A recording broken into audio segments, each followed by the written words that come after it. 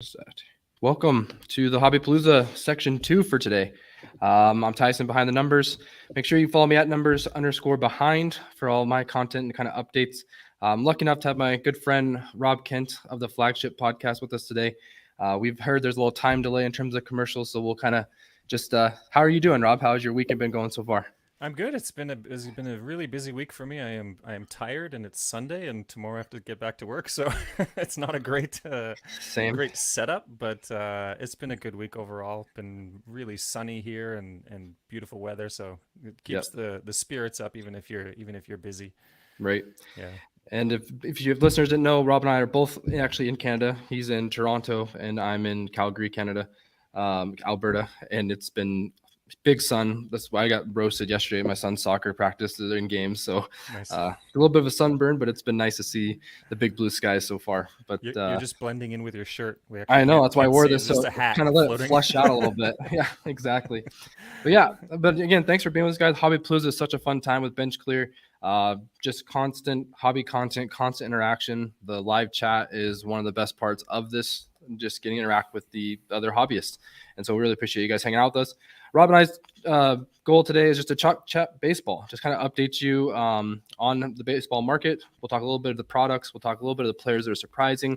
Go over some prospects that Rob and I have gone over in his show when I've been a guest on his show in the last few episodes. And lastly, we'll have a little mini Bowman giveaway break, a little Bowman blaster I brought for you guys that will just kind of open some cards and see if we hit something for a good fan here. Very nice. But yeah, so let's lead off with you, Rob. Would you care to just kind of let everybody know about your content, what it's about, and kind of what you do? Yeah, sure.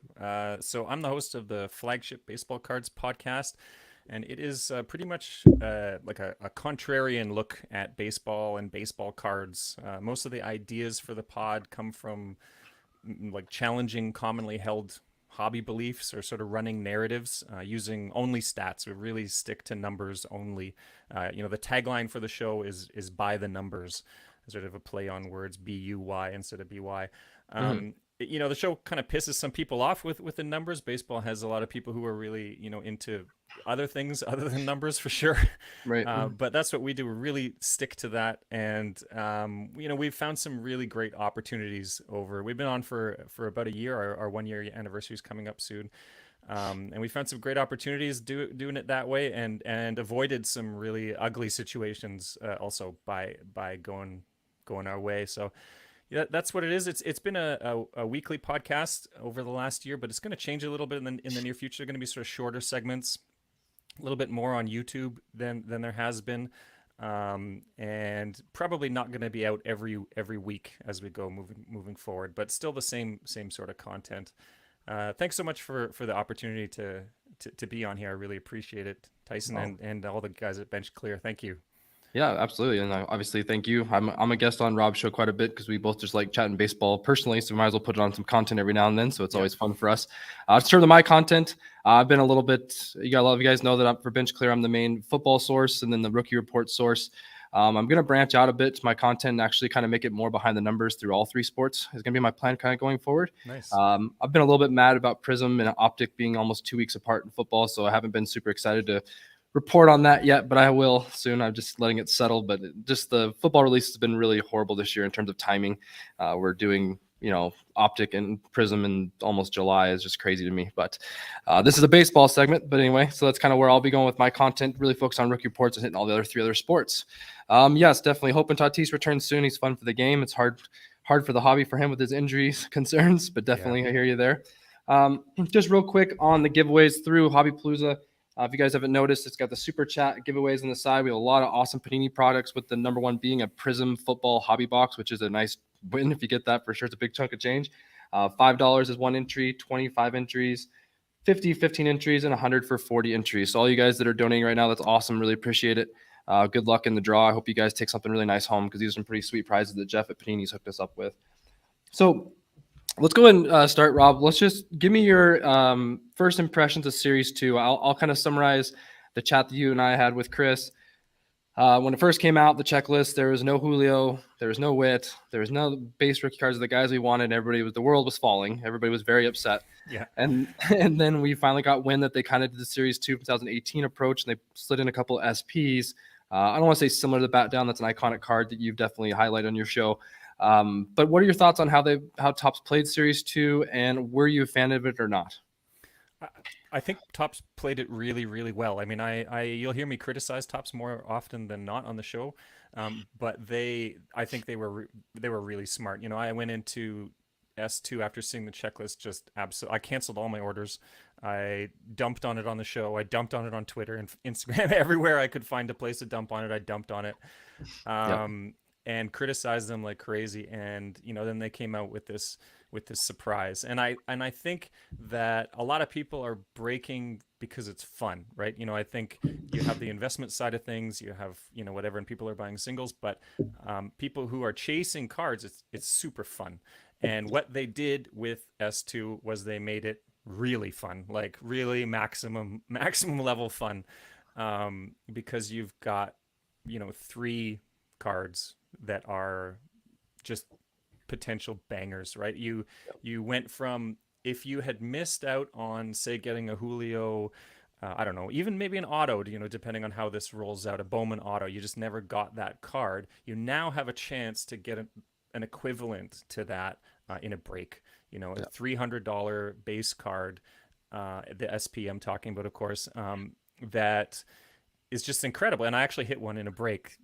I don't know what kind of karma I now owe the world, but it's it was probably Yeah. the most thrilling card that I've ever seen pull out of a pack that was mine. So I was impressed with what Topps did at the end of the day. And I think the same goes for if you're a Bobby Witt Jr. fan. If you didn't get a big Bowman card, you now have a chance to get a big Bobby Witt card, Right. raw out of a pack. And for a reasonable price too. S2 breaks are cheap, so I think it's really fantastic. I think it's really fun. I think the set outside of the SPs is extremely weak, Yeah. like maybe one of the weakest that we've ever seen. But those three cards just changed the game entirely. I love it, to be honest. It went from being a total garbage dump to me to being extremely exciting in half a minute. Yeah. So kudos to them for Yeah. doing it. Yeah, Yeah. finding a way to people still chase some stuff. I mean, it's still like you said, past those SPs, it's really rough, and so that's the only thing it's gonna slow down eventually. I think retail is gonna be a good option for people that want a chance at SPs. Yeah. And then even with Cruz coming up, and he's got a couple things in there as well. So Yep. you really have kind of four guys that people are getting pretty hot for, with Torque, Witt, and Julio, along with Cruz. So definitely, and I mean, you predicted it, like on your show. They said I wouldn't be shocked if they pulled everything. There wasn't the base cards, and I think once I actually kind of sit and think about why they did that, just the whole point of, so they have these SPs sitting there that is very desirable. Everybody loves an SP. Everything loves something short printed. And now next in the update, they're going to have all their parallels. And so you've kind of really swung it where you've made both products pretty desirable from those players, especially with Witt coming on. Julio's hit 2 homers in the last 2 days. Like, they're just, guys are definitely kind of building momentum. I think Torque's still kind of wavering right now, but the other two are definitely getting some momentum to make people more and more excited about them for sure. Yeah, I agree 100%. Yeah. How do you think they're going to play Chrome? Again, I know we reviewed this on your show, but what's your take on how Chrome's going to be? Is it going to be massive, or is it going to be? Are we going to temper that as well? I think it'll be massive. I think when I think it'll be the set of a very long time. It'll be the best set we see since 2018. Right. I think, and prices are already extremely high for that, so you're going to pay for it for sure. I think one of the things that'll be super interesting is to see what images they choose for those cards, to see if they follow through the images or do something different, or Yeah. I think that if that SP ends up, the Julio SP or the Witt SP or the Torque SP ends up being similar to the base image of the Chrome card, it ups the ante even more for those SPs. It's Right. so, but I think it's going to be massive. Yeah, I canceled all my Chrome orders the day the checklist came out. Yeah, you're a little. I mean, you're a little scared for a second, right? Yeah, I was a little too hasty, that's for sure. Yeah. Yeah, it'll be interesting to see what they do with that, and if they add Seiya and they add a couple of those guys that aren't there. And if they do, the Chrome SPs are really cool. They started doing in 2020. I think that, with Bo and those different guys had the SP rookies. I think if they do something like that, it's going to be really desirable as well. Huge. I'm excited for Chrome as well. I can see what they do with it. I'm also excited to see, like you said, I think the images matter, as we kind of found out with, Vlad's no number versus his update picture, how awful his update picture is. Another reason why I think it doesn't do well, because it's him throwing. Nobody cares about Vlad throwing. No.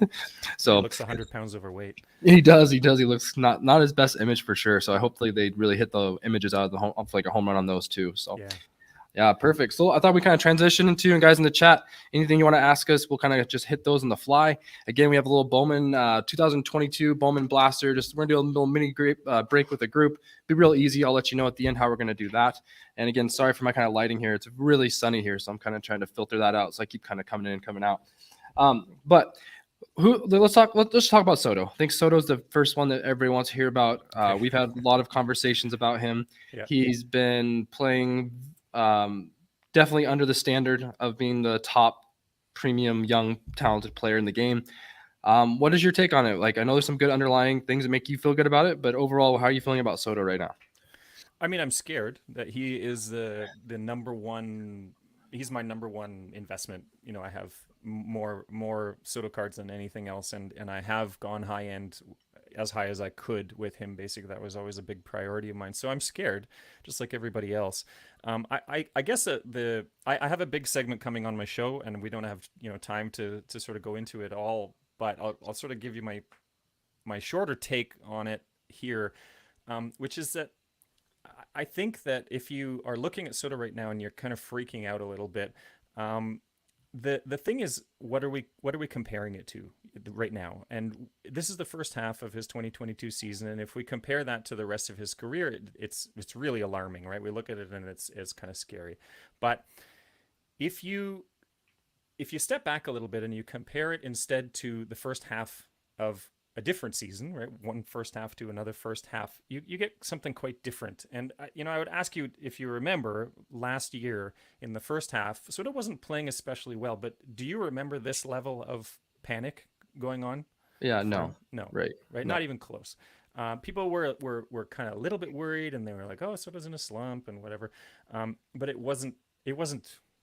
Start selling everything, and so. That year ended last year with him with 7 WAR, and he was second in MVP voting. And no one looks back at 2021 and says Soto had a bad year. So if we compare the first half of 2022 this year with the first half of 2021, last year that is, he's actually playing better this year than he was last year in almost all metrics that you can look at. And I'm not talking about crazy weird weighted metrics or really obscure stuff. You don't have to dig very deep to see this. Like, just in the most basic, just like watching the field and seeing what's going on, Soto has the same number of stolen bases in the first half of 2022 as he had in 2021, and his success rate is 71% as compared to 50% from last year. In 2022, if you look at how many times he's grounded into a double play, which is like a double play is statistically the worst thing that can happen on the field. This is what bad hitters do. He has grounded into 6 double plays this year as compared to 13 last year in the same period of time. That's a massive difference, right? That's less than half. And if you sort of look through like the great hitters, this is what they don't do. Great hitters don't ground into double plays. The frequency of his ground balls, which is the same thing, right? Like, great hitters don't hit the ball into the ground very often. Soto tends to have a higher ground ball rate than most, star players, but his ground ball rate is 2.7% lower this year than it was in 2021. So he's hitting fewer, not more, ground balls than the first half of 2021. And then, the biggest one, you think of like infield fly balls, right? This is what the worst hitters in the league are always hitting. Infield fly balls, they just look terrible, just popping out to second base or something like that, right? Yeah. This is the mark of awful hitting, right? He is at exactly the same rate as last year at this time, and his rate is low. Like, his rate this year is 7.1%. This changes obviously game to game almost at this point, but last time I looked, 7.1%. Mike Trout's career infield fly ball rate is 6.3. So like this is a really low rate. Hmm. So, I mean, I don't know if Soto's going to come out of it. I can't predict the future or anything. But to me, it's like if you weren't worried in the first half of 2021, then things are actually better this year than they were. The only thing that he has going really like deeply against him is luck. Right. And if you look at any of the stats that rate luck BABIP or expected whatever's, the difference between the two is dramatic. And he is not a player who, for example, typically runs a big difference between his expected stats and his regular stats. He's usually actually pretty well in line. Yeah. So, you know, from a numbers standpoint, there's almost this is a huge buy. You'd say this is a player who, almost always brings these stats in line, and right now they're way offline. Yeah. What's So up, Blue Rock? Yeah, for yeah. sure. Yeah, thanks for the comments, guys. Here, Francisco, we'll get to your question here. We have talked about him on Rob's podcast as well, O'Neal Cruz. Uh-oh. I also want to just add to your. I think the underlying numbers, like I think the spread is what makes me feel comfortable that I'm not panicking. As I have some nice Soto cards as well. Yeah. Um, the expected batting average one's weird. He's batting 212, something really low in the 200s, but it's supposed to be 274. That's a big swing. Yeah. That's a really big swing. The only thing that concerned me in the profile was his hard hit rate is down compared to previous years. But there's so many things in sports, and that's why we love it. You and I are numbers guys. We love the numbers. That's what we trust and we want to use. But I mean, he's on a bad team. He's already kind of had underlings of wanting to be traded. He is also maybe just not happy there, which I think does matter. And if he's playing for the Yankees or a contender right now, he might be hitting 320 and being the best hitter in baseball. I think that stuff does matter. Yep. But at the same time, the talent's still there. It's not like he's a bad player. And I'm seeing, is Soto a bust? Excuse me. And posts like that coming up, it's like, no, come on, that's a little bit too far. Yep. So there's one other like really obscure thing going on, if I can just add it really quickly. I read this. There's a really great article on Fangraphs about this stuff. So Soto, and this is more human than numbers, but if you watch Soto swing, you can sort of see that he swings late. He's a guy who swings seemingly as late as possible, right? Which gives him an opportunity to make great contact. He's able to see the ball for that whatever 1/10,000th of a second longer than everybody else.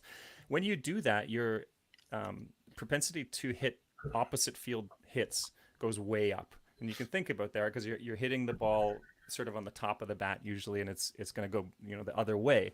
And his numbers on opposite field hits this year are like worse than a minor leaguer's. His WOBA, it's kind of an advanced step, but is in the 200s. Normally, his WOBA's in the 400s. And one of the things that Fangraphs thinks about that is that this is because of the ball. That the ball this year has much more drag, and so when you hit an opposite field hit, which he does a lot, it's not going as far. So if you want something really kind of wonky, that's it. But yeah, I'm worried, but I feel okay with I just bought more Soto with this big drop. So yeah, by the dip. Let's pivot real quick. Looks like we have a couple we're gonna highlight here, like Justin Sports Cards questions here. I want to hit on a bit as well. But let's go back to Francisco. So O'Neal Cruz actually he asked he or she, I'm not sure, but he asked what is he for the real deal? Obviously, he's a polarizing player. I sent you a clip actually that was pretty crazy. Him throwing about 97 miles an hour from short, which was lightning coming out of his hand. It was crazy to see that. Looks like a pitcher. Yeah. What are your thoughts of just the early flashes of versus raw talent from O'Neal Cruz so far? So he's at worst, he is extremely streaky in the minors and in his time in the majors. And what he does is he goes on these monster binges where he'll hit an incredible number of home runs or whatever over a short period of time and look like the best thing in the world. And then he'll spend 10, 15 games doing absolutely nothing, which is, lots of players do that. But when I look at his numbers, when I sort of zoom out, what I see, the big thing for me is not enough walks. And anybody who listens to the show knows that that's one of my big obsessions, is he just doesn't walk enough. He has actually yet to take a walk in the major leagues. That's only 27 plate appearances, but he is currently at 0 walks. So this is going to be his Achilles heel. Even if he has all the tools in the entire world, he will only go so far without walking. That's sort of the TLDR for me on O'Neal Cruz. Yeah. And I think just trusting we've talked about before, and it may not be a fair thing to trust, but there's not very many 6, 7 shortstops that have been wildly successful in the No. major leagues. And so just that kind of size with what he does, it would be quite the rarity if he ends up being a Hall of Fame caliber player. Can he show some flashes? Can he be a guy that is a great for in a 2-week span of fantasy? Sure, but he might have some droughts that kill you. And I think that's going to be hard for him to get a lot of buy-in long-term with the hobby because he won't be a consistent player for sure. The other thing I want to kind of touch on here from Just Sports Guy kind of says Soto's not a bust, but maybe overhyped by the media like Vlad and Ohtani. 1 year decent makes you an instant hobby favorite, it seems. So I think that has a lot to unpack, and I'll just kind of hit it a little bit, and Rob, you can kind of counter as well. I think that a lot of it's baked in with Vlad and Soto is based on age and what they're doing at their age, because that's how we start Hall of Fame careers. Yeah. So I think, to me, I don't think it's a 1 year thing for a Soto or a Vlad thing. I think Soto, in a hot sports card market that was literally insane, was the guy that everybody wanted at the age and just won a World Series. And he hit all the boxes of excitement. And so I just don't really think it was even by the media. It's just like he hit the sweet spot of sports cards. I mean, he just did. And Vlad pretty close last year as well. Ohtani's different. Ohtani's a guy that can probably make the Hall of Fame on a 5-year career if he keeps doing what he's doing, because hitting 2 homers, 8 RBIs the next day, striking out 13 is never going to happen again. There's no way. And so while it's easy to say they're 1 year flashes, I think it's more about age for Vlad and Soto. And then it's more about what Ohtani's doing at a nobody's ever done level in terms of the hobby. So I think all three have staying power in the hobby, in my opinion. What do you think, Rob? I agree 100%, and I think it's there are players like I don't know if we'll get to him, but like Paul Goldschmidt, for example, right? Who you didn't need to buy a Paul Goldschmidt card until maybe this year, in terms of if you thought he was going to in the Hall of Fame. If when he came up as a rookie, you thought this guy's going to the Hall of Fame, you could have waited until his age 34 season to buy his rookie card. And that's because he just sort of grounded out, right? He got 5 WAR here, 5 WAR there, 3, 4, 5, and that's one thing. These players that are listed here, Vladdy, Ohtani, and Soto, they have the capacity to put 7, 8 WAR seasons into the bank. And when you do that, the prices never go down, because you're as long as you stay on pace, like Mike Trout did, for example. There was never an opportunity of a deal from Mike Trout. He was always the most expensive rookie card around since 2011, because he just never slowed down. So if you think that Soto's going to slow down, which is right now, and I think it's a buy, and Vladdy as well slowed down. Even Ohtani in the first half of this year has slowed down a little bit. It's a great time to buy, in my opinion. But I don't think that they're flashes in the pan, and I think that there's a lot of good reasons for why they cost what they do, because they are on a continual path. And if they continue this path, you'll never have an opportunity to get them at lower prices. They'll just keep going up. Right. Definitely agree. Yeah. And yes, baseball collector, if you're playing for the Pirates, it's always going to be tough. That is true in terms of Cruz. But yes. I'm definitely with you, Rob. All that. I'm on board. Darlings go to die. Sorry, I didn't say that. Yeah. That's true. Since we talked Soto and just a second ago, I think we should hit Acuña as well. I think they're both polarizing players in the hobby and polarizing in terms of MLB.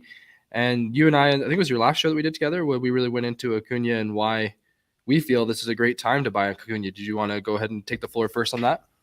Yeah, I mean, so to start off, I think that everybody's sleeping on Acuña just generally. I think that there's been a big change in him. He's started to walk more, and that is going to result in much more WAR in the bank, and that's going to change what this guy can do. He's going to start. Sorry, I don't know what he's going to do. I can't predict that. But if he stays healthy and continues playing the way that he is, then he will put together Mike Trout like seasons where he hits 30-40 home runs and steals 30-40 bases, and he has yet to do that, so I can't predict that he will, but his numbers say that that's what he can do.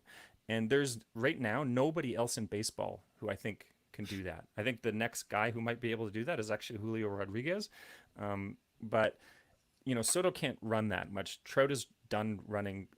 Ohtani's not going to put up those kind of numbers. He doesn't play enough. So there's only one guy right now who could put together a 40-40 season. And maybe Tatis fans will argue with that. And Tatis could do it in a prorated 162 game season, but I don't think he'll ever play 162 games in 1 year. So And Acuña's injuries aren't like Tatis's. Just as a little aside, he has had sort of big things happen to him that heal in normal ways. Tatis is sort of falling apart all over the place. So Yeah. I'm super, super excited about the opportunity in Acuña, and it could flame out just like anybody, and his knee could get wrecked again, and he could, do all kinds of other things because he's such a hardcore, intense player. But Mhm. I think that the hobby actually is not seeing Acuña for what he could be, which is ultimately the next Mike Trout. Yeah, I think it even goes back a little bit further to just the idea that I think obviously he dropped because of the knee injury. He missed half a season. So everybody was just kind of waiting. And I think what's been most impressive so far, just from a this pure just sports viewing standpoint, a lot of times after that ACL, 1 year is kind of the shake the rust, and the second year starts to be themselves again. Acuna hasn't waited a year. He's already doing what he was doing in his potential 40-40 year right now. Like he's stealing the same rate. His homers are a little bit down, but the numbers across are basically matching for the most part. And so to see that his cards aren't really getting the confidence back is interesting for sure. Because I do think that and from a number standpoint, he definitely has the tools to be much bigger than Soto in terms of everything he can do. Obviously with more risk, obviously his style of play, just his athleticism is what kind of penalizes him. We've talked about that because he's going to be going all out all the time. And so, but at the same time, I've just been really impressed. I did not think Acuna would start this fast. Like I really didn't. No. So been definitely impressed. There's a note there that my volume is too low. Is that better, Jeff? Yeah, that sounds better to me, actually. Sounds better. Okay, sorry. Yeah, it's all good. All right, perfect. I think one other kind of guy we need to talk about that's been very big in the hobby, especially from a prospecting standpoint, is Wander Franco. Definitely a guy that's been really difficult in terms of his rookie cards, being the only guy in Series 1, and just everything that's kind of happened with him and his progression through tops has also been interesting. But he is one guy that came in 2019 Bowman Chrome when the market was hot. He was the number one overall guy, just kind of stayed there for a long time, had staying power, and showed some good things last year in the playoffs. But this year's been a letdown, to say the least. Yeah. What, in your mind, just what do you think? Franco is still quite overvalued. Where do you think Franco goes in terms of his hobby direction? I think he is overvalued. To answer your question, there are a couple themes on my show that I continually repeat. On one of them is walks. You hear me just talk about it endlessly. The other one is your splits between lefties and righties in terms of facing pitchers. The great hitters in baseball, especially the guys who have longevity, people like Paul Goldschmidt, if you look at their splits between lefty and righty pitchers, they're really even. They don't have trouble with either side. The guys who have a weakness, who can't hit right-handed pitchers or can't hit left-handed pitchers, whatever it is, get exploited by the current environment of situational pitching, right? We talk about the shift leaving next year maybe, but that will never leave. That when Wander Franco comes up, the other manager wants to put in a right-handed pitcher because Franco, so far in the major leagues, cannot hit right-handed pitching. He was okay with it in the minors, so this isn't a long track record thing, but so far in his first 2 years in the majors, he can't hit right-handed pitching. The difference of his numbers, his OBP so far is 100 points higher versus left-handed pitchers than right-handed pitchers. And of course, there's many more right-handed pitchers than there are left-handed pitchers. So that's not a great weakness to have. And as long as he's exploitable in that way, in my opinion, he can't rise to the level of Soto or Acuña or Tatis. He will always, you'll see him getting out in awful situations. He won't be a clutch player. He won't be the guy who is doing the great things because the other manager is not going to let him see left-handed pitching. And that's going to really affect how we all feel about him ultimately. So I am a big sell on Franco right now. Now he is really young and he can fix this. Acuña, changed. He can change too. But as of right now, with that huge split between lefties and righties, I am a big seller on Wander Franco. Yeah, I mean, I think I am too because he's always just been priced out. Like he's been up there for a long time, and rightfully so. I mean, he held the number one prospect position for a long time. He came up, showed flashes, like I said, last year.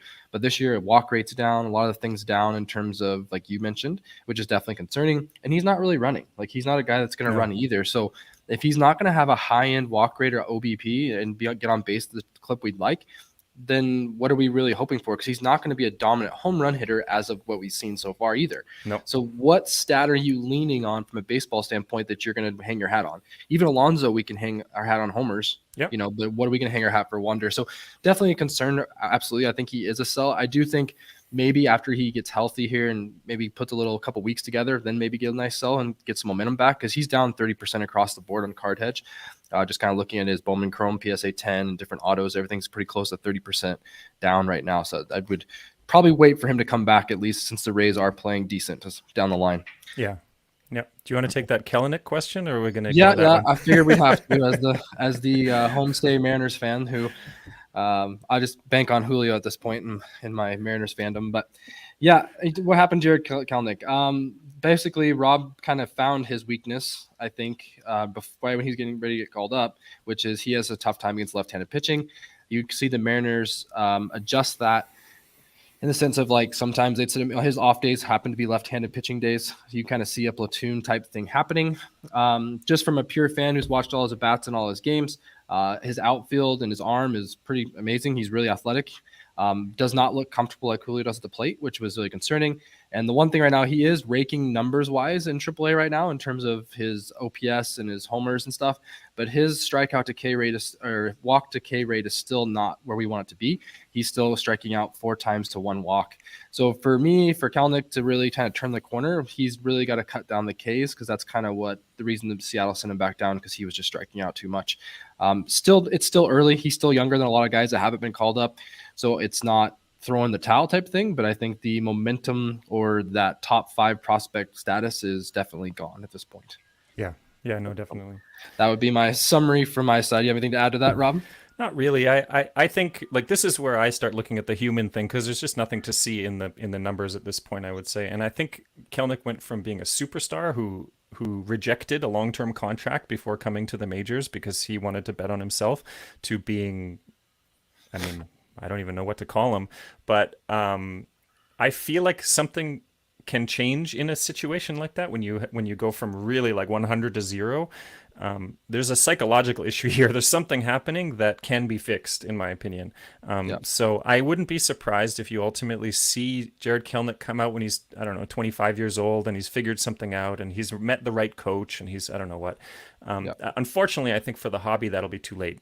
And it'll, hobby wise, I would say that Kelenic is pretty much that situation's over. Yeah, that story's done. That story's done, yeah. Yeah, that upside of starting that young, being that good is gone, because you see what Julio's doing. Kelenic's missed that boat for sure. Yeah, awesome. There's some great questions here. I know we have a lot of content, but can we take some of these questions? Yeah, absolutely. What are you seeing? Go ahead, point one out. What do you want? There are a couple prospecting questions. Prospecting is nuts. This is from Double D Vintage Baseball Cards. Prospecting is nuts. All you got to do is open an old wax pack and pull a Ben McDonald rookie card to realize we can't predict who will be good for a long time.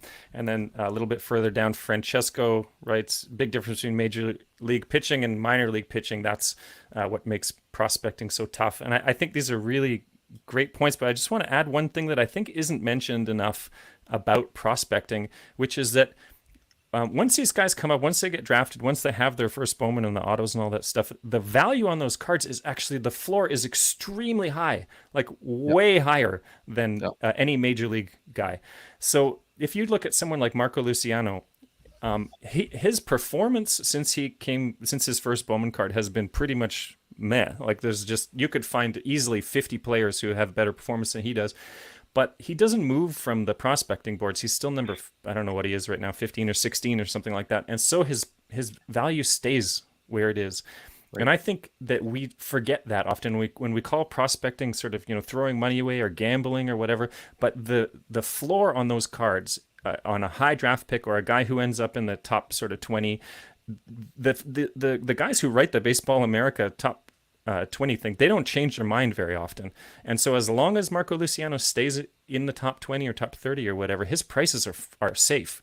And you can't say that about if you're buying O'Neill Cruz SPs right now and he just totally, poops the bed in the major leagues, that card is going to drop like a rock. And there's nothing that'll save it. So I think we sometimes look at prospecting without realizing that your investment in prospecting, if you are going in the right place, is actually safer than buying flagship major league. And this is something that I've only understood very, very recently, but it was quite shocking to me because when I first came into the hobby, all I heard was how crazy prospectors were. You've prospected much more than I have. How do you feel about these comments here? Well, I think all these comments are valid. Yeah, Like sure. they'll never exceed what Pujols and Capera have done. Well, of course not. Those guys are top 5, 10 stat getters in their careers. That's hard to compare. But one thing you have to understand, what makes prospecting fun, it's the unknown. And that's what everybody's betting on. So that's why the prospecting is always going to be alive, because everybody's just moving and shaking within that realm. Now, we can all agree that 95% of those guys are going to be duds, maybe even more, 98%. Yeah, for sure. It's still fun, like we've done on your show, to go and find guys that people aren't talking about and watch those values rise, because they will, because people will catch on with performance and moving up. And we'll talk about a couple of guys here in a minute. But I think just the prospecting side of me, like I said, I'm an avid NFL draft. NFL draft is so fun. You see where guys land, see how they're going to perform.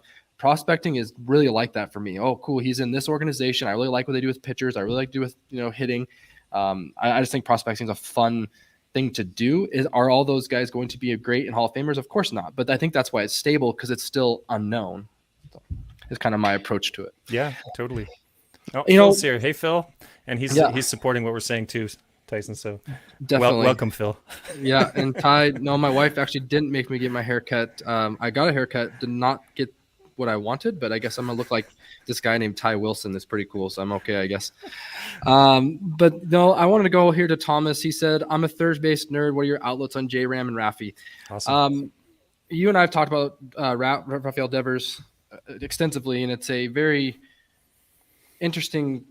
Maybe, I don't know, maybe people don't agree, but he's a guy who is performing very well.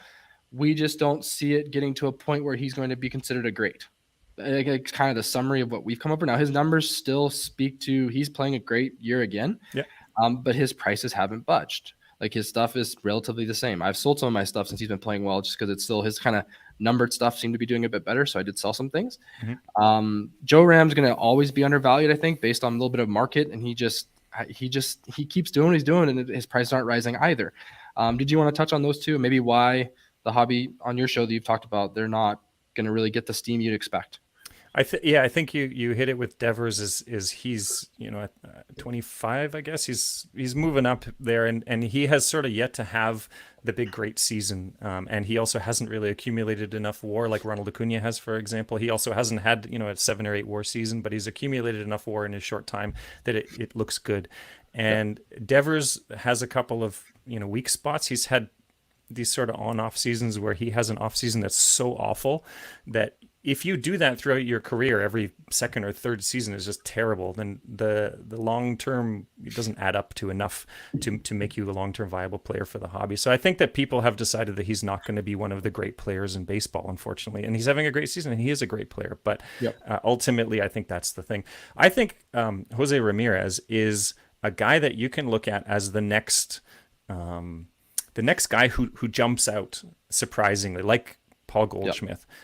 Who suddenly people are going, oh my God, this guy is for sure on the way to the Hall of Fame. And he's another guy who made a big change. And one of the things that I like to talk about on the podcast a lot is changes. Changes are the things that really get people excited in the hobby. If Wander Franco some year hits 40 home runs, what you're going to see happen to his cards is going to be exponentially spectacular, because it's going to be the change that everybody has been waiting for.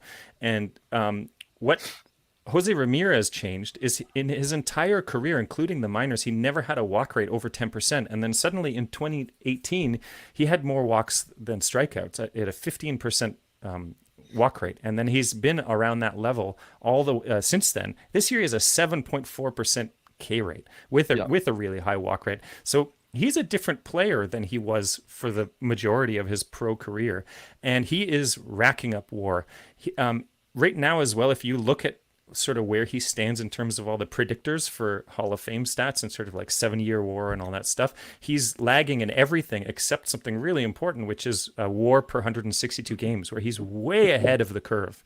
And I think if you look at that, he only has really 7 seasons where he's done anything. And 2 of those seasons are from 2020, which was, nobody got more than whatever 3 or 4 WAR that year at all. He got 3.2, and he had a bad 2019. In 2 years, those 2 years are going to get kicked out Yep. of that ranking. And you are suddenly going to see a guy who's way ahead of all of the Hall of Fame predictors. And I think there's going to be a big moment where he becomes a hobby darling. And his cards are, relatively affordable right now. I was looking actually before the pod. I was hoping we were going to talk about him. Right now, you can buy a PSA 10 Topps Chrome for $140 and a refractor for $320, and those are the same prices as the April 1st at the beginning of the year, which is probably more market related than anything else. But he has had a huge rise to the season, and his prices haven't gone anywhere. Right. Definitely. We'll get another question here. I like the Alonso question here too. But I want to kind of start what we're going to do real quick. So how we're going to do this for the Bowman 2022 Blast. There's a little small giveaway between Rob and I here. IPC Mariners. So we'll keep those in house if anything. Rob, name a player in the product that you would like to claim, and then I'll explain for our listeners here for the rest. I'm going to claim George Valera. George Valera from the Guardians. Okay. So how this is going to work, I'm going to let you guys in the comments post any player in the 2022 Bowman product. If you claim that player and the color hit is that player, I will send you that and the first chrome from the box. Okay, that's how we're going to do it. If the color card is like a Aaron Judge or something that nobody guesses, I'll just randomize everybody that put a player and send you the best first chromes from it. That's how we're going to do the giveaway. Okay, so in the comments, just list a player from 2022 Bowman. We're going to talk prospects for a bit, and we'll probably start opening this in 9 minutes at 50, if that works for everybody. All right. So before we go to the prospects real quick, Pete Alonso, I think we might be a little bit different on this one, Rob, but long staying power of Alonso. I actually think Alonso is a little bit undervalued. I kind of liked him preseason. I think that the people like the home run ball, like what he can do. Yeah. And he is always kind of like, well, not always, but like right now he is in the MVP discussion. I know that's not huge based on your research in terms of his hobby love. But people are noticing how well he's been with the bat. And I think if Alonso at his age continue at the pace he is for homers, he could be getting to some elite overall home run totals if he keeps up with it. That's my only argument with it. Yep. I know he's going to have a low, on base. I know he's no speed, but homers do tally up over time. I think he could be an all-time great in homers. What are your thoughts there, Rob, on Alonso? I think you're right about home runs. I just think he won't put anything else on the board, unfortunately. I can't think of a player just off the top of my head who's sort of like that. Maybe Mark McGwire. Who finished with an extraordinary number of home runs. Obviously, you have the McGwire steroid thing, so he's not a great example for what happens next. But nobody's coming to mind right now for a guy who didn't take steroids and had a huge number of home runs and nothing else. Right. But you can't find a guy in the Hall of Fame who just has a whole ton of home runs and doesn't have any WAR and has a low career OBP and doesn't do anything else. So I really like Pete Alonso. I think he's super fun. I think Mets fans, I hope he stays there for his entire career. And he could be a guy who, I don't know, gets in because people loved him. Ultimately, the David Ortiz thing, I won't get into that, but I mean, he's a likable guy in a big market if he stays in the Mets. And if he has like 4 years in a row where he's 45 to 50 homers, I think that'll get some attention, right, yeah. Especially if the Mets are playing well, which they have been for the most part this year with their injuries. Just real quick on the giveaway, guys, just make sure to check the comments because I am going to honor the first one. So like there's 2 Colson Montgomerys, I think, here. So just try to make sure that you have somebody different than what's above you. So that you have a chance at getting a card. So again, just real quick, what we'll do is we'll open it. The color hit, if somebody called the color hit or the hit of the box, you'll get that in the contents. If not, we'll randomize the names of everybody that put in a name and give you the best first chromes. So let's talk about our prospects, Rob. So let's just talk about some guys you and I have talked about extensively. We've kind of found. I wanted you to lead off with something you can do so that people kind of know where you're coming from. What's this stat that your hobby stat, let's call it, that you've done for finding prospects? So we created a stat for the pod called ISOBP, and it's kind of a funny name at this point. It had a different structure in the beginning, but basically what it does is it measures plate discipline, power, and the ability to get on base. And one of the things it's especially useful for is prospecting, because you don't have WAR in prospecting, and WAR is the stat that really tells you all those things. So I use it for prospecting, and it's allowed me to uncover some great things before the market did. Just recently, I mean, these guys have all gotten injured, so maybe I'm hunting for the wrong thing. But Pete Crow Armstrong, we spotted before the hobby fell in love with him again, and Emmanuel Rodriguez from the Twins, Gunnar Henderson. There's one other one. Who is it? Oh, Corbin Carroll. Corbin Carroll was the huge one. We jumped on Corbin Carroll as soon as humanly possible. He had the highest ISOPP in the minor leagues. And so far, the stat hasn't really proved me wrong, led me in the wrong direction. So, you can. It's actually protected on the site right now because I'm going to change some stuff. But if you listen on the podcast, we talk about it a lot.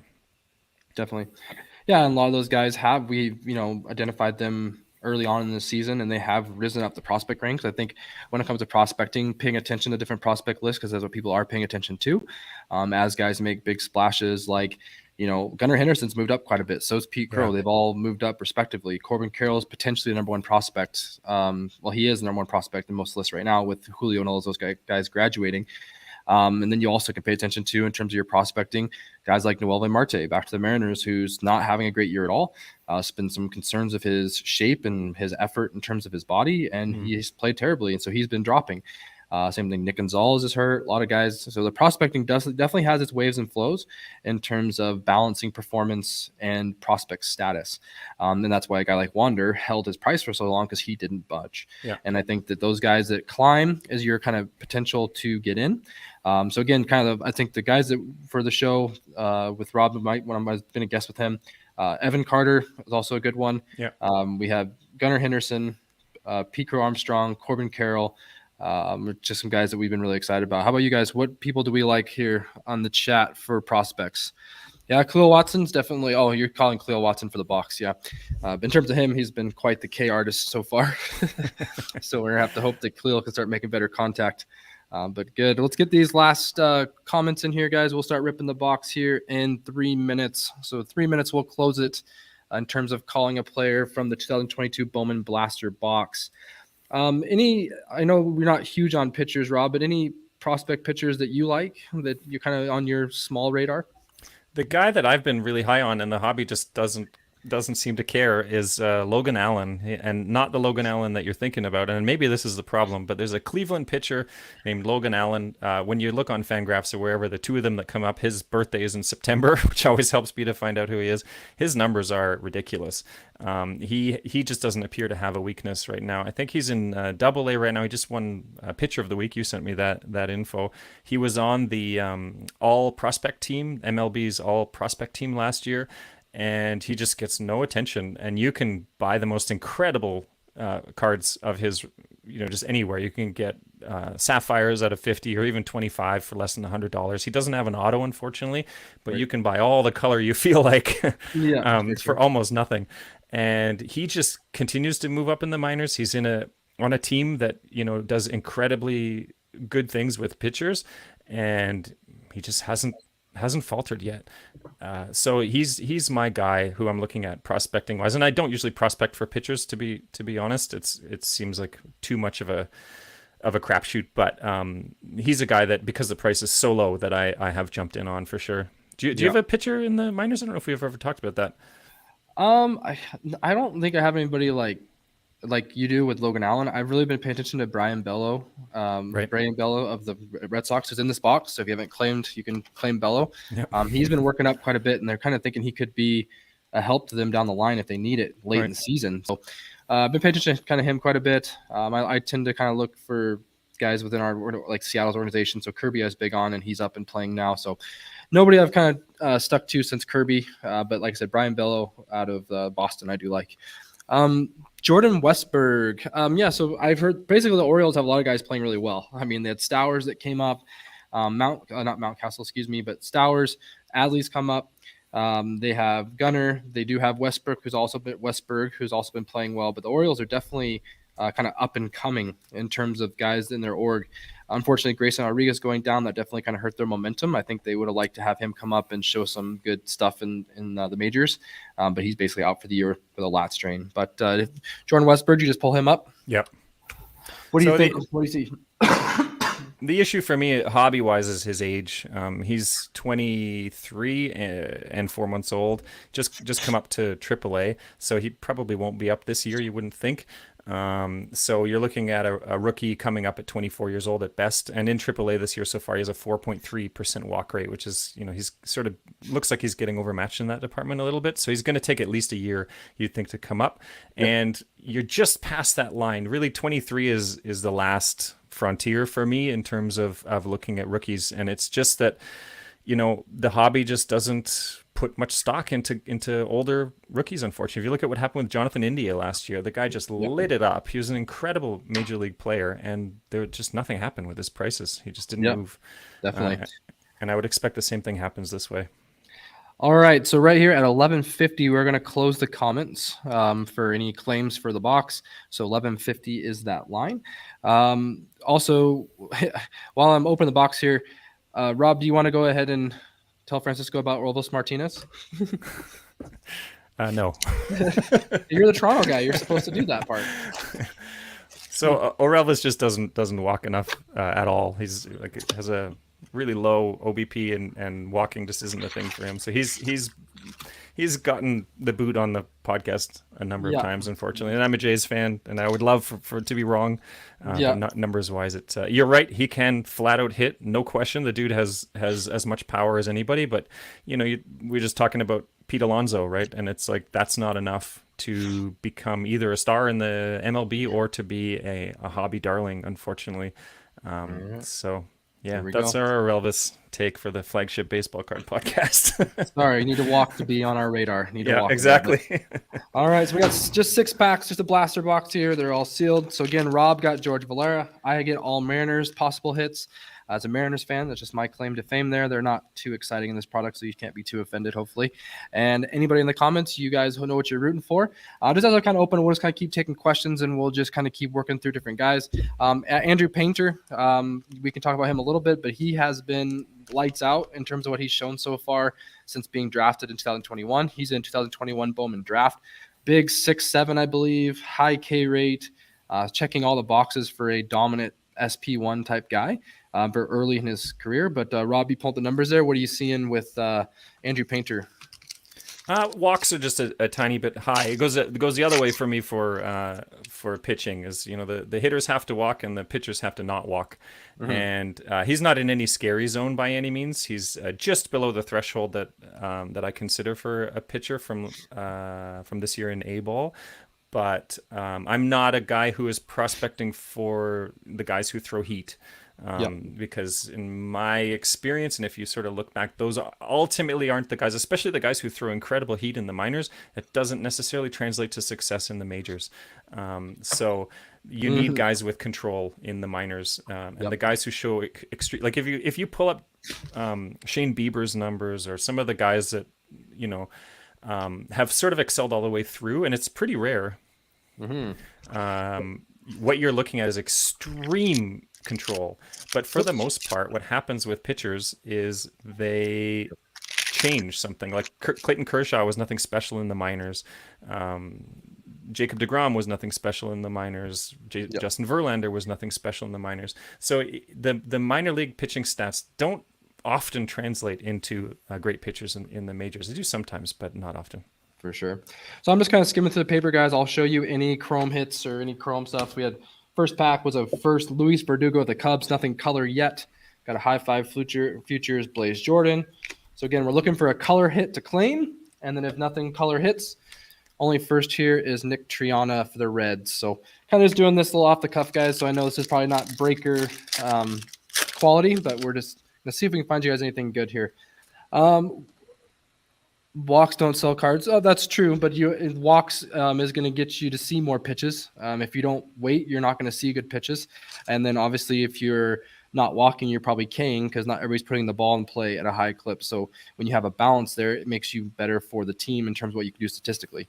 Do you want to handle that some more there, Rob, in terms of walks don't sell cards? Yeah, I mean, war sells cards. You don't think it does? People, a lot of the baseball community still hates war, but war sells cards. That's what sells cards. And the number one contributor to get to building up war is getting on base. And if you're getting on base, no one's going to hit themselves on base enough to get a huge war. You have to walk. So you're right.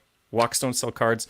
War sells cards, and walks build war. So it's a little bit of a step to get there, but you cannot.